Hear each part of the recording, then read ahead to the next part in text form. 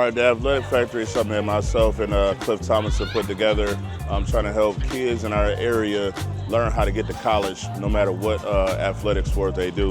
So we got bowling, basketball, football, baseball, all that. We do academic tutoring, we do SAT prep, we do different fundraisers like this, and we also take kids on recruiting trips if they need rides there. And then we do some mentorship too. So all the stuff that we put here together is to try to keep those costs either as cheap as possible or free through the donations and stuff of people in the community.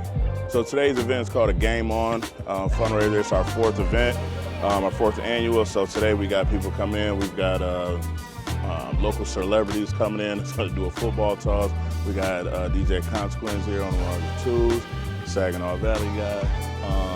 And then we just got a lot of local community members and teams out here. So we got YMCA, we got churches, we have school events, or schools, districts and stuff like that here. And I got the National Honor Society here, Port Huron High football team here, just so that people can mix and mingle and understand what we try to do in the community and the things that we need to do to get kids to the next level. We got a lot of kids that have talent, but they just don't know where to go. So we're like more of the one-stop shop to teach them how to get to the places that they want to and then try to provide the right people and their family to get them there.